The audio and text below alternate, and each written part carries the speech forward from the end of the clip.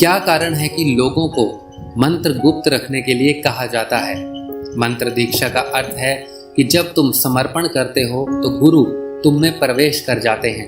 वह तुम्हारे शरीर, मन, आत्मा में प्रविष्ट हो जाते हैं। गुरु तुम्हारे अंत में जाकर तुम्हारे अनुकूल ध्वनि की खोज करेंगे। वह तुम्हारा मंत्र होगा और जब तुम उसका उच्चारण करोगे तो तुम एक भिन्न आयाम में एक भिन्न व्यक्ति हो जाओगे। जब तक समर्पण नहीं होता, मंत्र नहीं दिया जा सकता। मंत्र देने का अर्थ है कि गुरु ने तुम में प्रवेश किया है। गुरु ने तुम्हारी गहरी लयबद्धता को, तुम्हारे प्राणों के संगीत को अनुभव किया है और फिर वह तुम्हें प्रतीक के रूप में एक मंत्र देते हैं जो तुम्हारे अंत मन के संगीत से मेल खाता हो। और जब तुम उस मंत्र का उच्चारण करते हो तो तुम आंतरिक संगीत के जगत में प्रवेश कर जाते हो। तब आंतरिक लयबद्धता उपलब्ध होती है। मंत्र तो सिर्फ चाबी है और चाबी तब तक नहीं दी जा सकी जब तक ताले को ना जान लिया जाए। मैं तुम्हें तभी चाबी दे सकता हूँ जब तुम्हारे ताले को समझ लूँ। चाबी तभी सार्थक है जब वह ताले को खोल सके। किसी भी चाबी से काम नहीं चलेगा। प्रत्येक आदमी विशेष ढंग का ताला है, उसके लिए विशेष ढंग की चाबी जरूरी है। यही कारण है कि मंत्रों को गुप्त रखा जाता है। अगर तुम अपना मंत्र किसी और को बताते हो तो वह उसका प्रयोग कर सकता है। यही कारण है कि लोगों को अपने अपने गुरु मंत्र को गुप्त रखना चाहिए, उन्हें सार्वजनिक बनाना ठीक नहीं। तुम दीक्षित हुए हो तो तुम जानते हो, तुम उसका मूल्य जानते हो, तुम उसे बांटते नहीं। यह दूसरों के लिए हानिकारक हो सकता है, यह तुम्हारे लिए भी हानिकारक हो सकता है। इसके कई कारण हैं। पहली बात कि तुम वचन तोड़ रहे हो और जैसे ही वचन टूटता है गुरु के साथ तुम्हारा संपर्क टूट जाता है, फिर तुम गुरु के संपर्क में नहीं रहोगे। वचन पालन करने से ही सतत संपर्क कायम रहता है। दूसरी बात, दूसरे को बताने से, दूसरे के साथ उसके संबंध में बातचीत करने से मंत्र मन की सतह पर चला जाता है और उसकी गहरी जड़ें टूट जाती हैं।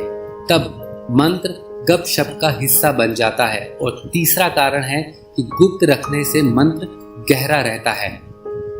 जितना गुप्त रखोगे वह उतना ही गहरे में जाएगा।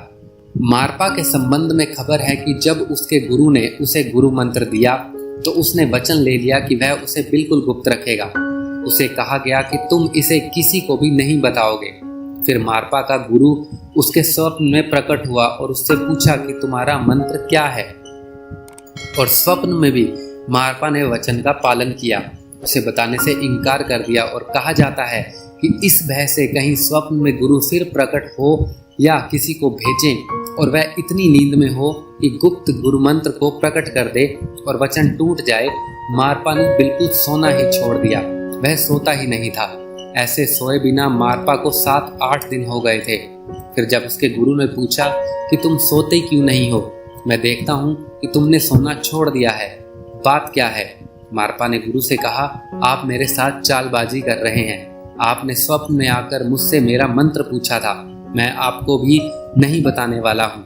जब वचन दे दिया तो मैं स्वप्न में भी उसका पालन करूंगा, लेकिन फिर मैं डर गया। नींद में कौन जाने किस दिन मैं भूल कर सकता हूँ। अगर तुम अपने वचन के प्रति इतने सावधान हो कि स्वप्न में भी उसका स्मरण रहता है तो उसका अर्थ है कि वह गहराई में उतर रहा है, वह अंतस में उतर रहा है, वह अंतरस्थ प्रदेश में प्रवेश कर रहा है।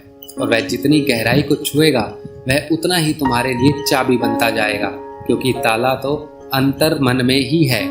किसी चीज के साथ भी प्रयोग करो, अगर तुम उसे गुप्त रख सके तो वह गहराई प्राप्त करेगा, और अगर तुम उसे गुप्त ना रख सके तो वह बाहर निकल जाएगा। तुम क्यों कोई बात दूसरे से कहना चाहते हो? तुम क्यों बातें करते रहते हो? सच तो यह है कि जिस चीज को तुम कह देते हो उससे मुक्त हो जाते हो। एक बार तुमने किसी से कह दिया, तुम्हारा उससे छुटकारा हो जाता है, वह चीज बाहर निकल जाती है। मनोविश्लेषण का पूरा धंधा इसी पर खड़ा है।